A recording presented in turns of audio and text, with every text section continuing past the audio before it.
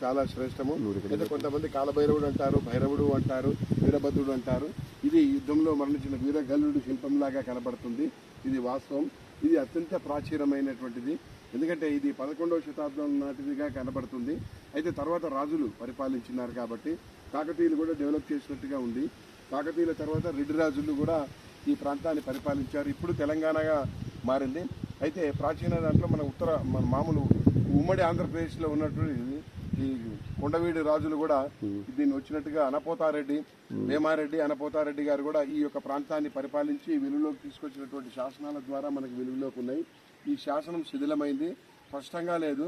అయితే ప్రాచీన మన ఈ శాసనకర్తలు ఎంతోమంది చేసినారు. మల్లంపల్లి సోమశేఖర శర్మ గారు కానీ వీళ్ళంతా ఆ వాటిలలో ఈ యొక్క శాసన లిపిలో ఈ శిల్పం అత్యంత ప్రాచీనమైనటువంటి శిల్పం. దీన్ని కాపాడుకోవాల్సిన బాధ్యత ప్రజలది, ప్రభుత్వాలది. ఎందుకంటే వాళ్ళే గొప్పవాళ్ళు, ప్రజలు ప్రభుత్వాలు. అంతటి ప్రజలు ప్రభుత్వాలకు ఏది తెలిసినటువంటి ఇట్లాంటి మహత్తులు పరిశోధకులుగా మేము ఉన్నందుకు చాలా సంతోషంగా గౌరవిస్తూ ఈనాడు అక్కడి నుంచి కూడా ఏది ఆ ఊరు నుంచి కూడా ఏది మన వైజాగ్ నుంచి కూడా కార్పొరేటర్ ఈశ్వరరావు గారి ప్రోద్బలం వల్ల, స్వామి ప్రోద్బలం వల్ల, నిరంజన ప్రోద్బలం వల్ల, శివ ప్రోద్బలం వల్ల ఇక్కడికి నేను రావడం జరిగింది. ఇది తాత శ్రీనాథ కవిసార్వభౌముడి యొక్క ప్రాంతం, తిరిగిన ప్రాంతము. అలా ఈ ప్రాంతాల్లో చాలా విలువైనటువంటి శాసనాలు కూడా ఉన్నాయి.